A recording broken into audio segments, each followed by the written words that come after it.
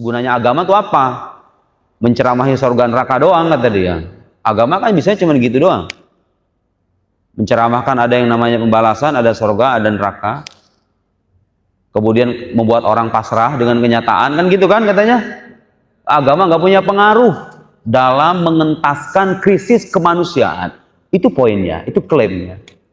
Dan mari kita sama-sama uji klaim itu. Dan yang sering dijadikan contoh itu, ya lihat itu aja katanya ustadz-ustadz Anda itu. Kalau ceramah, kadang-kadang masyarakat membicarakan apa, ustadznya ceramah tentang apa gitu loh. Bicarakan hal-hal yang nggak relate dengan kehidupan, dengan krisis yang harus menemukan jawaban gitu loh. Oke, sekarang saya mau balik logikanya. Anda sadar nggak selama ini bahwa kerusakan-kerusakan yang terjadi itu, apapun itu namanya, itu salah satu sebabnya karena orang nggak mau dengerin agama loh sebetulnya, bener nggak? Kalau kita balik logikanya gitu loh. Kan sejujurnya kalau kita mau lihat agama secara lebih objektif tanpa melihat perilaku orang beragamanya. Nah, ini problem sebagian orang dan banyak sebetulnya orang menilai agama dari perilaku umatnya. Kan secara logik itu nggak bisa loh, nggak make sense loh. Masa kita mau menilai sebuah agama dari perilaku umatnya yang memang berbeda-beda.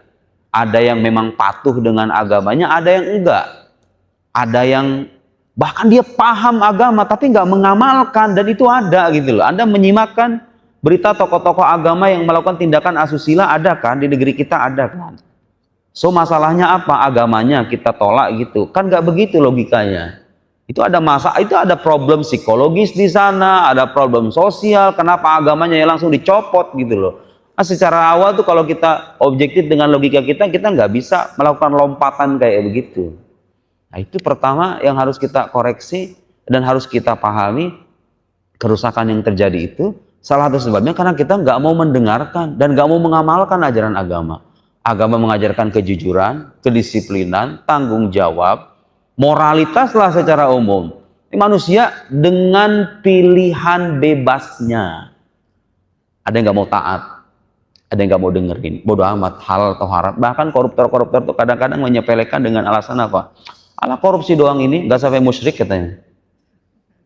Nggak sampai menyekutukan Tuhan kan, nanti juga tobat sama Tuhan, Tuhannya mengampuni. Lihat orang-orang yang beragama hanya sebatas identitas sosial belaka, tidak sampai merasuk dan meresap ke dalam perasaan terdalamnya. Itu efeknya.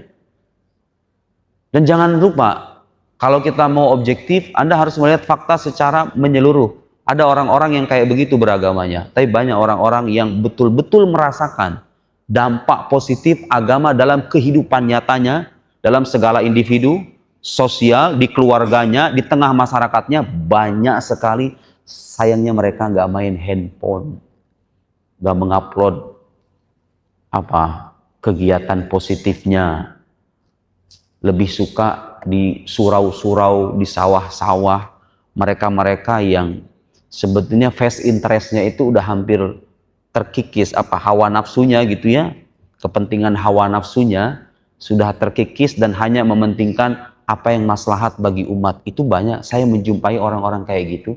Kenapa itu kita nggak sorot? Lihat dampak positif dari agama kalau agama itu dipahami dan diamalkan sekaligus. Jadi kata kunci yang menjadi persoalan utama bukan agama yang tidak punya dampak, tapi manusia yang gagal.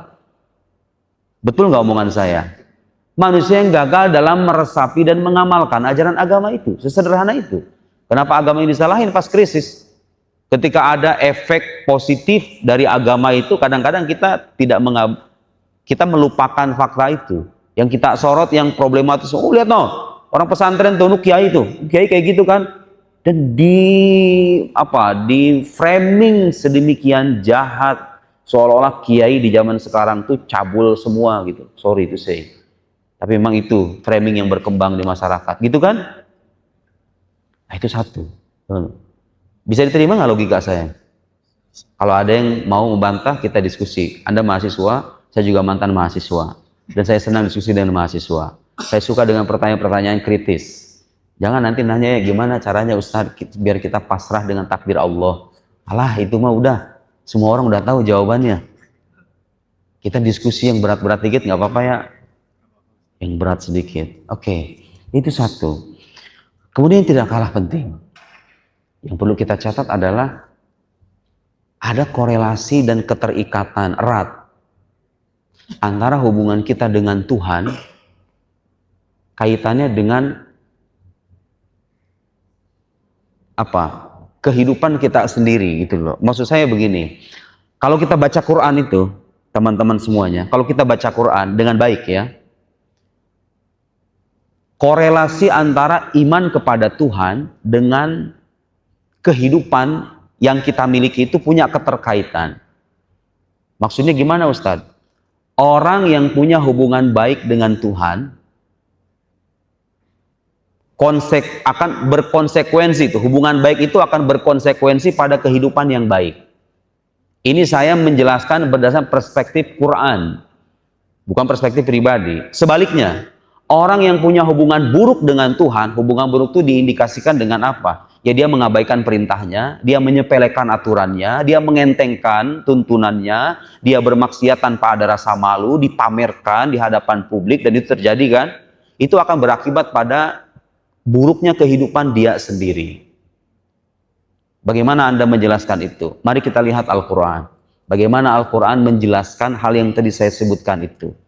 Kalau mau saya sederhanakan lagi begini, kalau mau hidup baik, kalau mau dan Anda memimpikan kehidupan yang baik, bangunlah hubungan dengan Tuhan sebaik mungkin. Jangan dulu dikritik ya, soalnya saya sudah menduga apa kritik yang akan muncul. Apa hubungannya Tuhan dengan kita? Tuhan itu satu hal, ya kita hal yang lain lagi. Kita kalau mau maju ya nggak usah bicara Tuhan, kan begitu? Ya saya tahu itu ada kritikan begitu, tapi tunggu sebentar. Kemudian sebaliknya, orang yang punya hubungan buruk dengan Tuhan, mengabaikan tuntunannya, menyepelekan, mengenteng, menyombongkan diri di hadapannya, itu akan berdampak pada kehancuran dia sendiri. Kehancuran pribadi maupun kehancuran kolektif sebagai umat. Anda pernah dengar nggak dalam sejarah kisah umat-umat terdahulu seperti kaum Nabi Nuh, kaum Nabi Soleh? Kaum Nabi Soleh itu namanya kaum Samud. Kaum Nabi Hud namanya kaum Ad. Wa ila adin akhahum huda wa ila samud akhahum salihah. Kaum Nabi Saleh, kaum Nabi Nuh, kaum Saba. Kaum Saba yang sezaman dengan Nabi Sulaiman, yang ratunya itu ratu Bilqis atau Balqis. Laqad kana li saba'in fi maskanihim ayah jannatani ayyamini washimal kulu min rizqi rabbikum washkurulah baldatun thayyibatun wa rabbun ghafur. Negeri Saba digambarkan dalam Quran sebagai negeri yang Tuhannya Maha Pengampun, saking mereka itu sejahtera gitu loh, seolah Tuhan tuh nggak marah sama mereka.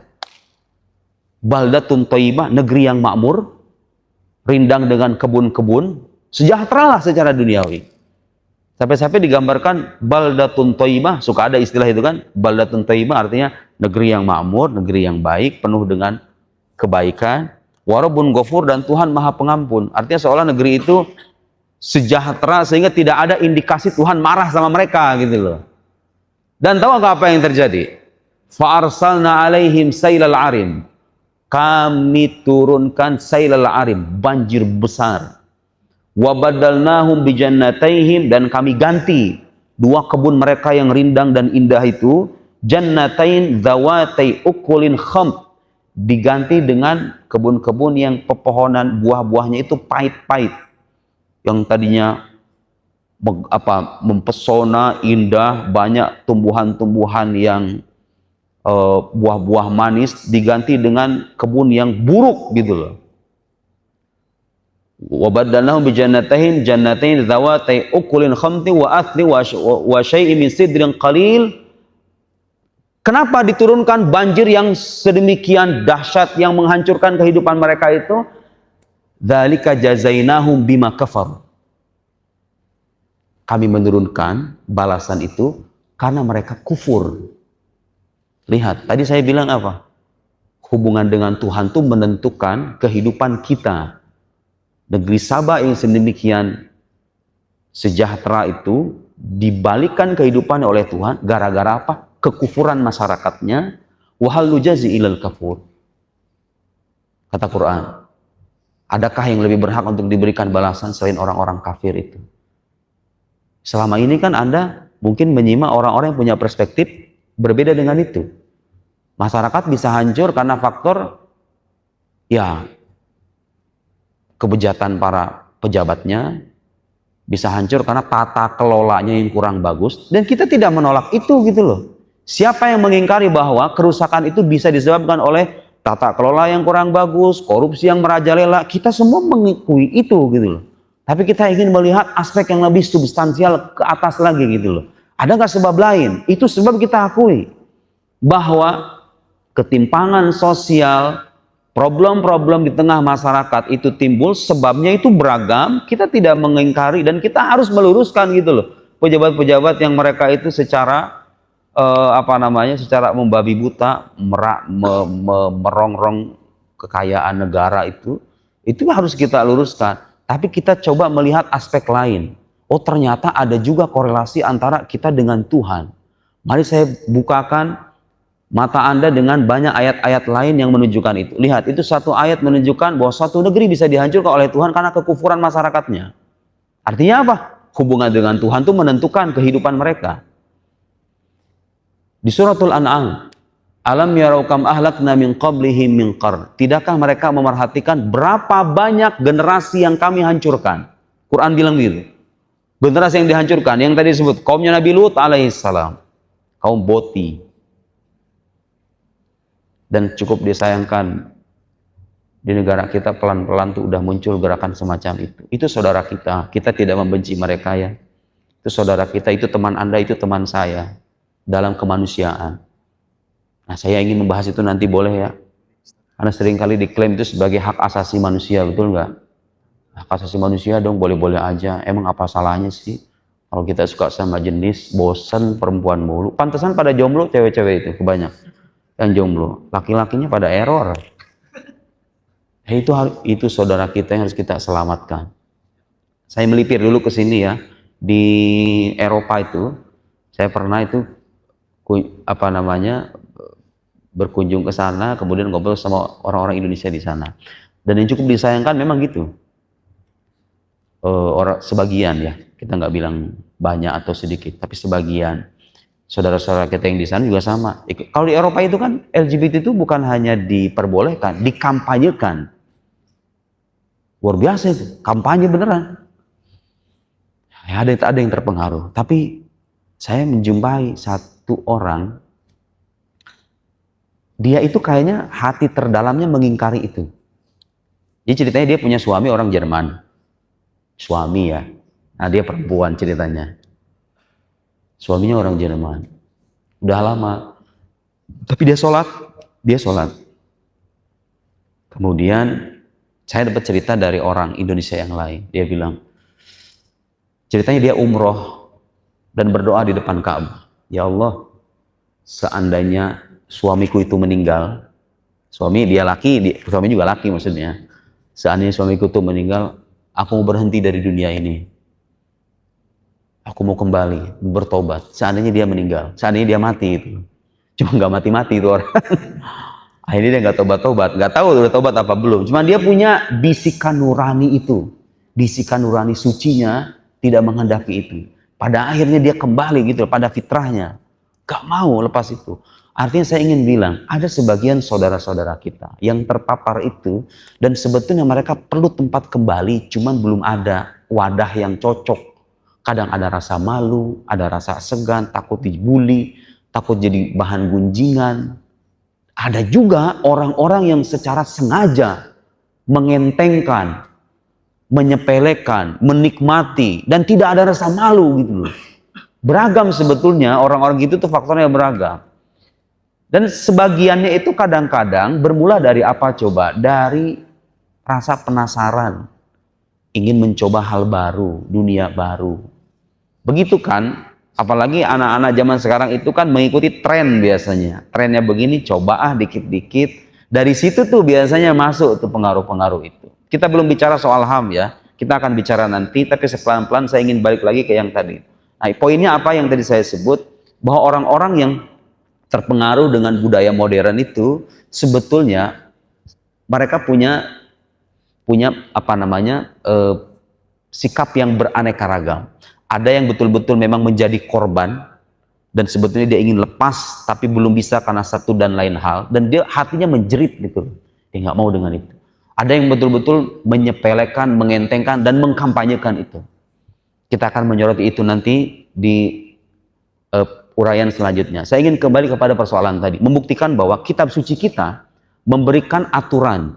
Kamu kalau punya hubungan jelek dengan Tuhan kamu, hidup kamu juga jelek. Dan lihat aja bangsa kita sekarang. Kalau Anda melihat, wah itu gara-gara koruptor. Ya koruptor itu kan karena nggak nurut sama agamanya kan. Koruptor itu bisa korupsi karena nggak nurut sama Tuhannya kan. Dia punya hubungan jelek dengan Tuhannya kan. Apa coba? Banyak sekali hal-hal yang sebetulnya kita lihat sebagai kerusakan itu, akarnya adalah orang nggak nurut sama Tuhan ya. Kan begitu. Nah, di suratul An'am disebutkan, tidakkah mereka melihat berapa banyak generasi yang kami hancurkan. Hancur generasi. Kaum Ad, kaum Thamud, kaum Nabi Lut, kaum Nabi Nuh, kaum Nabi Soleh, dan lain-lain. Makkannahum fil ard, ma lam numakkin lakum. Kami teguhkan mereka itu, posisi mereka itu di muka bumi. Artinya mereka diberikan kesejahteraan duniawi, umat-umat terdahulu. Baca dah coba iseng-iseng itu sejarah kaum Ad atau kaum Thamud. Kaum Thamud yang mereka itu punya, di antara kelebihannya adalah bisa mengubah gunung-gunung bebatuan itu menjadi istana-istana mewah. Di saat teknologi belum maju seperti sekarang, mereka bisa itu. Dahsyat, memahat. Jadi gunung-gunung bebatuan itu dipahat jadi istana mewah gitu loh. Orang zaman dulu itu kayak gitu. Luar biasa itu. Karunia Tuhan yang luar biasa di saat itu gitu loh. Makkannahum fil ard ma la numakkil wa arsalna sama alaihi midrara. Diturunkan hujan yang deras. Kalau hujan deras sudah pasti alamnya subur kan gitu. Alamnya subur, kira-kira begitu. Alamnya subur, mereka punya kesejahteraan duniawi. Wa ja'alnal anhara tajri min tahtihim. Sungai-sungai mengalir, indah sekali hidup mereka. Fa ahlaknahum, dan kami hancurkan mereka. Gara-gara apa? Bidzunubihim, gara-gara dosa-dosa mereka. Tuhan bisa mengirimkan azab, penderitaan kepada suatu kaum gara-gara dosa para penduduknya. Karena itu di Quran ada celaan dan laknat kepada Bani Israel. Dan Anda tahu kenapa Bani Israel diantaranya mendapat laknat ilahi itu? Di Al-Quran di surat Al-Ma'idah, lu'inal ladzina kafaru min Bani Israel ala lisani Daud wa Isa bin Maryam dzalika bima asaw wa kanu ya'tadun kanu la yatanahawna an munkarin fa'alu. Telah dilaknat orang-orang kafir dari Bani Israel dengan lisan nabinya dengan lisan Nabi Daud dan Isa bin Maryam, karena mereka itu bermaksiat dan mereka melampaui batas. Kemudian disebutkan mereka tidak suka melarang kemungkaran yang dilakukan oleh mereka. Jadi kalau ada kemungkaran diam gitu loh. Gara-gara itu. Artinya apa? Kitab suci kita mendorong kita, kalau ada suatu kemungkaran, kritik, luruskan. Itu ajaran Quran. Ada fenomena-fenomena yang menyeleweng dari tatanan moral masyarakat yang sudah mapan, luruskan dengan cara-cara yang bijaksana gitu loh. Jangan didiamkan. Khawatir apa? Saya itu cuma khawatir teman-teman semuanya, kalau kita membiarkan hal-hal yang seperti itu tadi, fenomena-fenomena yang pernah mengundang azab Tuhan di umat terdahulu. Kaum Nabi Lut itu, tahu kan kaum Nabi Lut disiksanya gimana? Faja'alna 'aliyaha safilaha wa amtarna 'alaihi hijaratan min sin. Ya salam, negeri mereka itu dijungkir balikan, dihujani bebatuan, dijungkir balikan. Itu kan Quran menarasikan itu supaya apa? Kita mengambil pelajaran gitu loh. Jangan sepelekan itu. Jangan Anda mengira kesejahteraan atau keburukan hidup Anda itu ditentukan dengan usaha Anda saja. Hak Tuhan itu juga penting Anda perhatikan. Jangan kemudian kita hanya bicara soal hak individu, tapi hak Tuhan kita abaikan. Sementara Anda percaya Tuhan. Kecuali kalau Anda nggak percaya Tuhan. Nah kalau Anda nggak percaya Tuhan, ayo kita diskusi dulu. Tuhan ada atau enggak? Kan gitu. Kalau Tuhan ada, dia berhak juga ditaati. Kan begitu. Dan saya mau bilang, sekarang saya masuk ke dalam soal HAM ya. Dan ini sering dinarasikan untuk membela tindakan-tindakan yang menyeleweng itu sebetulnya. Itu penyimpangan, nggak ada, no debat gitu loh. Kalau itu penyimpangan, dalam sejarahnya begitu. Fitrah manusia itu ya nggak begitu, itu penyimpangan. Tinggal bagaimana kita menyikapi dan mengcounter argumen-argumen yang sering dinarasikan untuk membela itu. itu atas nama HAM, dan HAM itu harus dibela tanpa batas gitu.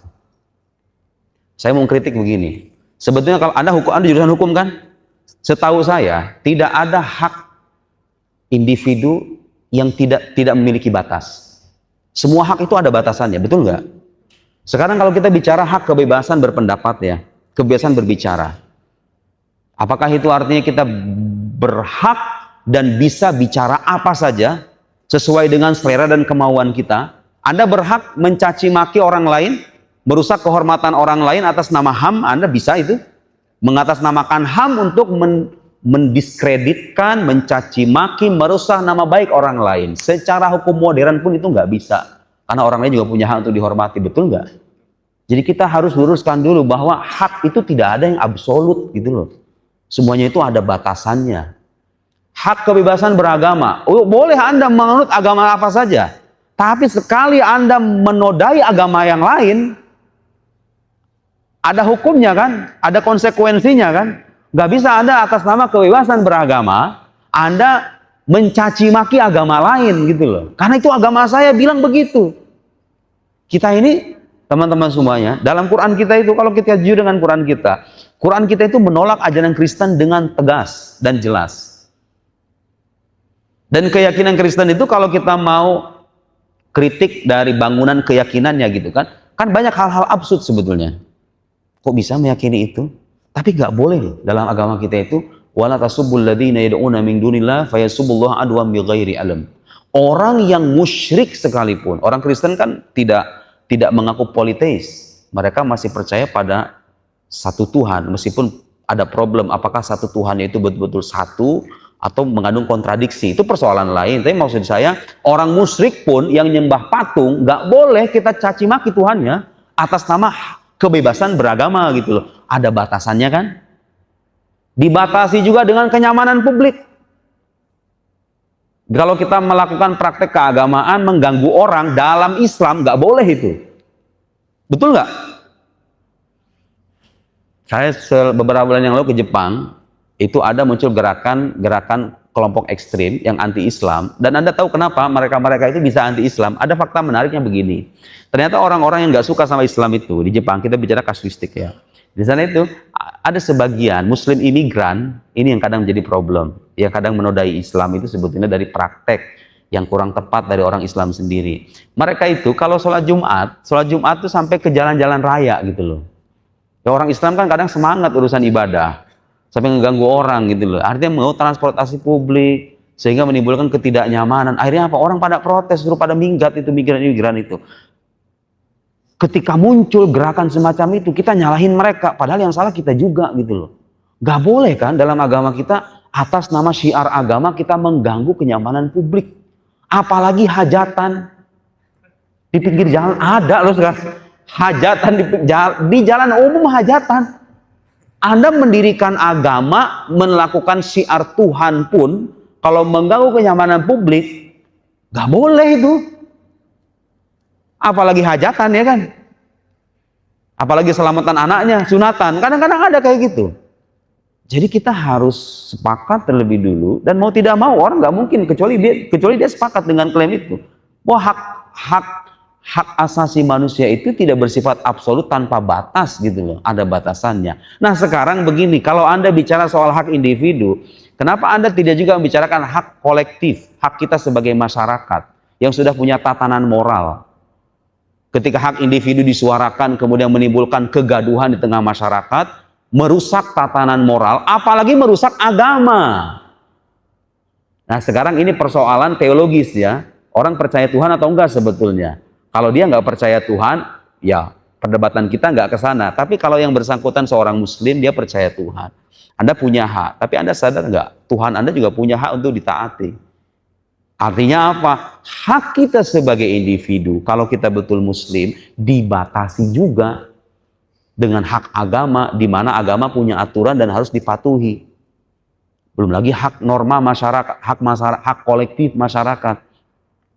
Saya juga ikutin sedikit gitu ya. Dan ada begini, ada logika yang tidak kalah penting untuk kita tekankan. Sesuatu yang menjadi hak individu, artinya kita harus bedakan kata legal right, hak yang diakui dengan moral rightness. dengan apa? Kebenaran moral. Sesuatu yang dikatakan hak individu itu tidak otomatis benar secara moral, iya kan? Anda berhak bicara A gitu loh. Tapi soal apakah ini benar atau tidak itu standarnya lain lagi loh. Sesuatu yang dikatakan hak individu tidak otomatis itu benar secara moral, ya kan? Anda berhak berteman dengan siapa saja. Tapi persoalan apakah pertemanan itu benar atau tidak, ada standarnya lagi kan gitu. Paham maksud saya? Ya harus dibedakan antara hak yang diakui dengan kebenaran moral gitu loh. Gak berarti kalau hak itu diakui otomatis yang Anda lakukan itu otomatis benar kan gitu. Karena itu tadi, kita perlu mengoreksi cara pandang kita menyangkut hak asasi itu. Itu nggak bisa bersifat absolut. Dan pada akhirnya, apalagi kita masyarakat religius, Anda juga perlu mempertimbangkan itu. Dan kalau itu dinormalisasi bisa merusak budaya, tatanan norma, dan melanggar hak Tuhan yang sebetulnya hak tertinggi dalam agama kan begitu. Apa akibatnya kalau Anda mengabaikan hak Tuhan itu? Ayo, mau kayak umat terdahulu? Di bumi hanguskan gitu satu generasi, nauzubillah. Tapi Quran udah ngasih alarm itu.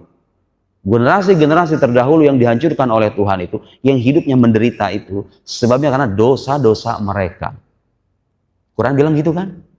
So, kalau kita mau memperbaiki kehidupan kita, baik dalam individu, bernegara, di tatanan keluarga, kunci awalnya adalah perbaiki hubungan kita dengan Tuhan kita. Karena itu nggak bisa dipandang sepele kalau hemat saya. Nggak bisa dipandang sepele aktivitas-aktivitas keagamaan. Di antaranya hal yang semacam ini. Masih mending ada orang-orang kayak gini mau mendengar nasihat agamanya. Di saat banyak orang di luar sana udah nggak peduli lagi dengan yang namanya agama. Mungkin siksaan Tuhan itu ditahan gara-gara masih ada orang-orang tua renta yang masuk musola di keheningan malam.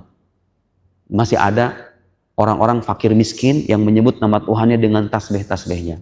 Masih ada sekolah-sekolah yang melafalkan kalam ilahi dengan penuh kehusyuan. Mungkin azab Tuhan itu ditahan karena adanya mereka. Kita nggak ada yang tahu, ya kan? Karena itu jangan pernah memandang memandang persoalan itu dengan sudut pandang sekularistik yang tidak melibatkan unsur ilahi sama sekali. Agama kita nggak mengajarkan itu. Bahwa ada kerusakan dan sebabnya bisa dijelaskan secara empiris gitu, kita nggak menolak itu. Itu fakta, nggak bisa kita ingkari.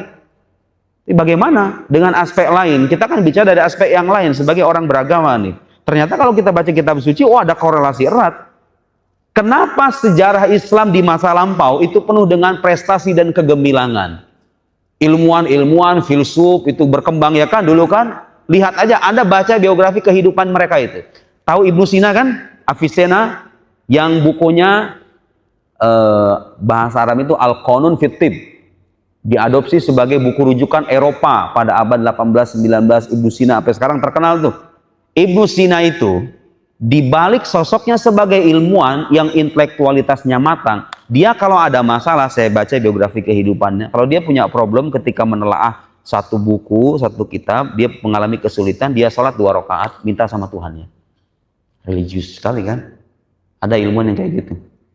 Ada nggak orang kayak gitu? Zaman sekarang mungkin ada, tapi nggak banyak, ya kan?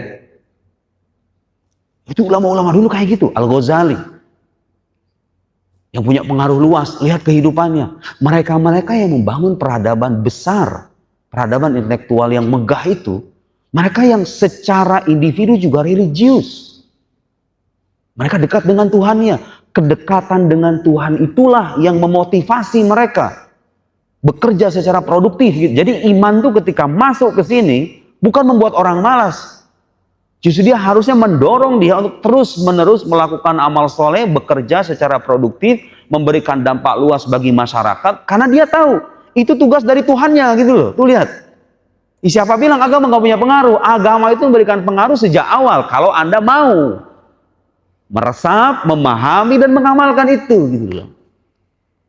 Tahu di antara kritikan apa yang sering muncul kalau saya ngomong kayak gini? Nyatanya koruptor-koruptor itu kebanyakan orang Islam. Orang beragama yang percaya surga, percaya neraka. Kadang-kadang mereka sumpah, saya bersumpah 30 Quran diletakkan di kepala saya katanya.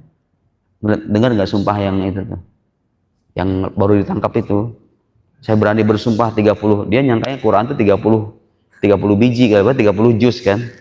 30 Quran katanya, bersumpah saya berani. 30 biji Quran diletakkan di kepala saya, bersumpah bahwa saya tidak melakukan ini, tidak melakukan itu. Berani mereka mengatasnamakan Tuhan demi kepentingan pribadi dan politiknya. Dicari-cari ayat-ayat yang sekiranya bisa dia gunakan untuk kepentingan pribadi dan kelompoknya itu. Itu nggak kita ingkari bahwa banyak itu fenomena semacam itu. Lah, tadi Anda bilang bahwa orang kalau punya hubungan baik dengan Tuhan, maka kehidupannya akan membaik. Kalau hubungannya jelek, bagaimana Anda menjelaskan orang-orang di Eropa sana yang nggak bertuhan sama sekali? Ya kan? Mereka nggak percaya Tuhan. Orang Eropa itu kita kalau nanya, ngomong-ngomong saya pernah itu ada momen di Jerman itu, di samping saya waktu itu masuk operasi di rumah sakit, samping saya orang Jerman, kita diskusi masalah, do you believe in God? Iseng saya nanya kayak gitu. No, gak percaya kan? Why? Dia ngomong panjang lebar, kita diskusi. Intinya cara pandang orang Eropa melihat agama itu jauh berbeda dengan cara kita melihat agama itu. Mereka itu mandang agama sebagai produk budaya aja, kayak biasa, kayak bagian dari adat istiadat aja gitu loh. Nggak serius-serius amat kalau beragama itu, orang Eropa itu. Apalagi di Eropa itu pajak untuk orang yang beragama itu pajaknya tinggi dari gereja. Males lah gue beragama kalau gitu, ambil pajak. Jadi mengaku beragama itu diambil pajaknya khusus dari gereja, untuk gereja. Ya coba aja sekarang Anda kalau ngaku sebagai Muslim, diambil pajaknya sama Kemenag misalnya. Kayaknya menyusut tuh jumlah orang Islam tuh kayaknya, ya kan? Di Eropa kayak gitu. Jiwa orang tuh kayak punya banyak alasan untuk tidak beragama. Apalagi framing media tentang agama itu kan sedemikian jahat sekali. Islam tuh digambarkan sedemikian buruk gitu loh, sehingga orang tuh lari dari agama itu. Bagaimana Anda menjelaskan itu? Anda mengatakan bahwa hubungan dengan Tuhan, bahwa dosa-dosa manusia kepada Tuhannya itu menentukan kehidupan. Bagaimana dengan orang-orang mereka itu? Mereka mengkampanyekan LGBT, mereka membangun negara yang di atas hukum sekuler, tidak percaya Tuhan, tapi sejahtera-sejahtera aja, ya itu yang Anda lihat. Sejahtera secara di pelupuk mata, ya. Tapi saya ingin kasih analogi sederhana, contoh sederhana. Saya pernah disopiri sama sopir pejabat. Pejabat gajinya gede. Mobilnya mewah, rumahnya juga mewah. Ini sopir pribadinya nih, bersaksi. Saya tanya, gimana Pak rasanya jadi sopir pejabat? Kalau penghasilan sih enak, kata dia. Sebulan tuh gaji kita gede. Tapi terus terang aja, soal ketenangan saya nggak dapet. Kenapa Pak? Aduh Pak Ustadz, kalau nyopirin pejabat itu kita disuruh bohong terus. Maksudnya gimana bohong terus? Iya, soalnya kalau pejabat itu kan dicari-cari orang. Dia kan semakin banyak, jabatan tuh semakin tinggi, musuhnya semakin banyak juga gitu loh. Akhirnya kalau misalnya dibilang pengen ketemu sama bapak ini, dibilangnya apa? Dibilangnya nggak ada. Dibilangnya keluar kota sama sopirnya itu. Dia terpaksa bohong dong. Kan dia harus nurut sama majikannya. Dia terpaksa bohong. Tapi saya terus terang nggak nyaman itu. Bohong terus saya kerjaannya. Disuruh bohong gitu maksudnya. Karena harus menyembunyikan majikannya ya kan. Kemudian dia bilang gini. Sebenarnya Pak Ustadz, kalau Pak Ustadz tahu itu dia sama istrinya berantem terus di rumahnya itu. Dan saya nggak yakin dia bahagia dengan semua itu. Rumah tangganya penuh dengan keributan. Kan orang hanya melihat apa coba? Anda kalau ngelihat orang pejabat keluar rumah, yang Anda lihat apa? Alphard, dasi, ya kan? Wajah yang glowing, senyum yang mungkin kadang-kadang dibuat pura-pura gitu. Orang kemudian meliput, difoto sana sini, orang minta foto. Anda nggak pernah tahu kan isi hatinya dia bahagia atau enggak? Anda nggak pernah tahu kan masalah rumah tangganya? Anda nggak tahu kan problem hidupnya seperti apa? Yang ingin kita katakan adalah apa? Dampak yang tadi saya sebut itu tidak hanya terbatas pada kesejahteraan yang terlihat doang gitu loh. Tapi kita juga perlu melihat hal yang lebih mendasar dari itu. Hidup dia seperti apa gitu loh. Ternyata fun fact-nya apa coba teman-teman semuanya? Orang-orang di Eropa itu. Mereka meskipun sejahtera secara duniawi, angka bunuh dirinya itu tinggi juga. Gak bahagia juga masyarakatnya gitu loh. Katanya negeri paling bahagia, bahagia kelihatannya doang. Berdasarkan statistik itu iya begitu. Pendapatan per kapitanya, kemudian stabilitas politiknya, ekonominya. Tapi kan dibalik itu soal spiritualitas gak bisa dibohongin. Benar lagi apa yang tadi kita sampaikan kan, bahwa hubungan dengan Tuhan itu menentukan hidup Anda gitu loh. Kualitas hidup Anda, baik yang terlihat ataupun yang tidak terlihat. Jadi jangan mengira orang yang tidak punya hubungan dengan Tuhan hidupnya otomatis baik dengan kerja-kerja duniawi saja. Yang terlihat begitu, tapi kita nggak pernah tahu isi hatinya, spiritualitasnya, kebahagiaan. Karena kebahagiaan adanya di sini gitu loh, bukan dalam genggaman ini, bukan dengan genggaman duniawi itu, kan begitu. Nah, yang diajarkan Quran apa? Bahwa kalau kita berusaha, nih pejabat-pejabat nih suka makan duit haram, mulai tobat. Nggak ada kata terlambat.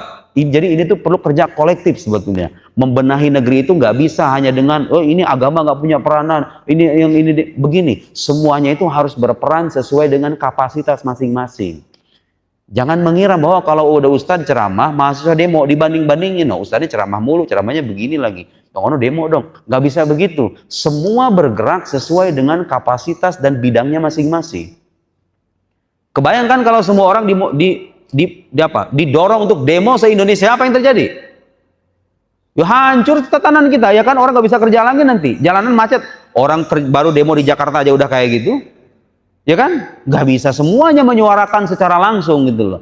Ada orang-orang yang memang dipilih dan dia punya kemampuan menyuarakan narasi, mengkritik, bagus.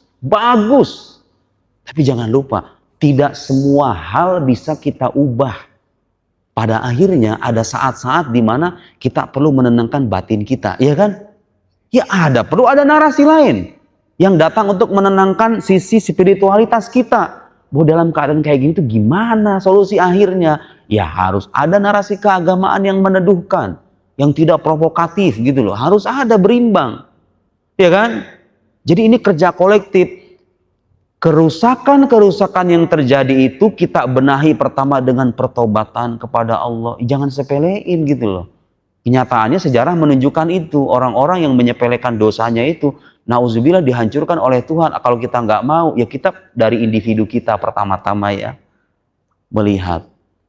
Kalau lifestyle kita ini selama ini buruk, terjebak dengan suka sesama jenis, ya coba khawatir hidup kita menderita. Di kemudian hari turun azab gara-gara Anda, orang yang ikut-ikutan kena juga, kan gitu.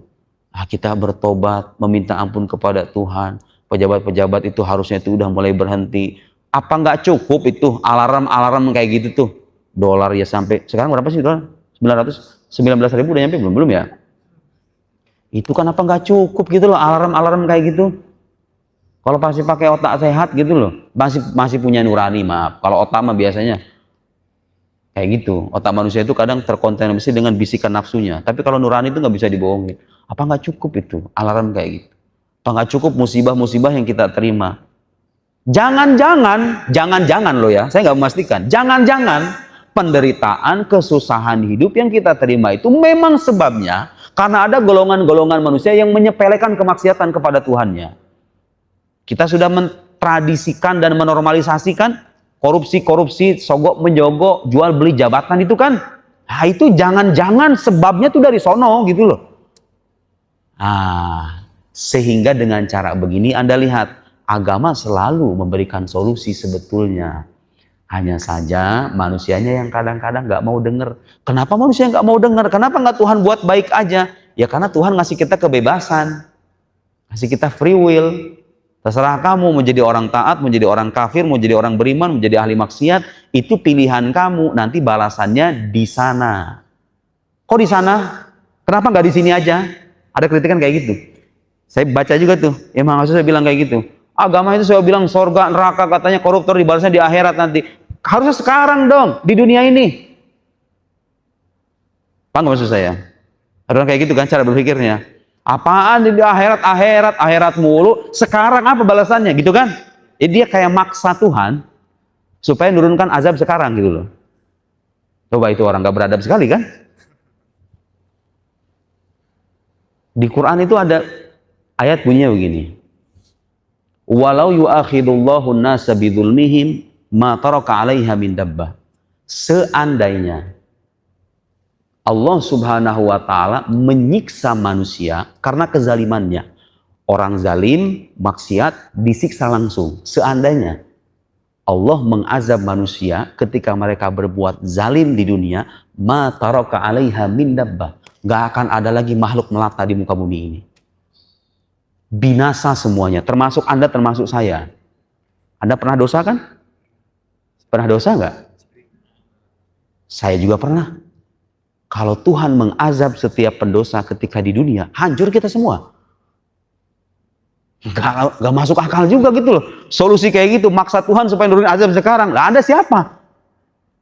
Yang ngomong kayak gitu pun saya hakul yakin, itu dia lakuin dosa juga sebetulnya. Dan dia nggak akan mau kalau azab Tuhan turun ke dia seketika itu, ketika dia ngomong kayak gitu. Betul nggak?